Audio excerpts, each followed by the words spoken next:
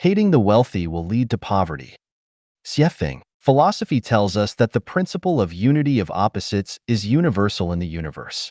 For everything, there exists something that is its opposite. If there is an up, there must be a down. If there is beauty, there must be ugliness. If there is wealth, there must be poverty, and so on. This existence of opposites is not only reflected in the external world, but also within ourselves. It means that within the same person, there can also be opposing aspects.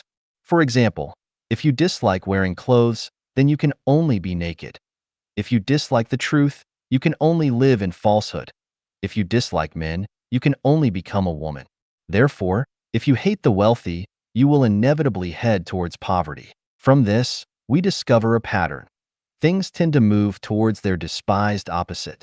Based on this pattern, we can draw the following conclusions. If you hate heaven, you will move towards its opposite, hell. If you hate hell, you will move towards its opposite, heaven. If you despise landlords, capitalists, and the wealthy, then you will move towards being a poor farmer, a wage laborer, or a beggar. If you despise violence, you will move towards peace. Likewise, if you despise peace, you will move towards violence. If a country eliminates all the rich people, that country will inevitably move towards poverty. If a country despises civilization, it will move towards ignorance and backwardness. If all members of a nation respect, admire, and protect the wealthy, that nation will move towards prosperity and strength. On the contrary, if everyone discriminates against, insults, and suppresses the wealthy, that nation will move towards poverty, backwardness, and weakness. Likewise, if a nation, a country, despises nations and countries that are wealthier and more civilized than itself, that nation and country will inevitably move towards poverty, isolation, backwardness, ignorance, and barbarism. From this, we can draw another conclusion. You will move towards what you like. If you like cleanliness and tidiness, you will get rid of filth and messiness. If you like wealth, you will overcome poverty. If you like saints, you will transcend being a laity or mortal. If you like freedom, you will break free from the shackles of slavery. If you like heaven, you will escape the engulfment of hell.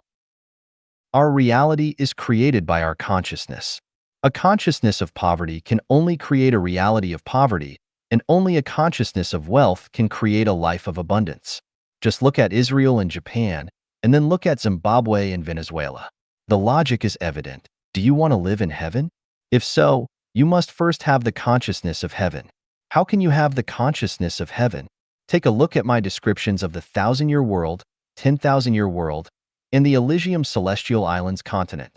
With those descriptions, you can have the consciousness of heaven. If you don't believe in my description of heaven, then look at the production and living scenes in the real second home on earth. They can also nurture the consciousness of heaven. Without the consciousness of heaven, no matter how much you practice or strive, you will never reach heaven. In conclusion, hating the wealthy will lead to poverty. Consciousness determines one's present situation and future.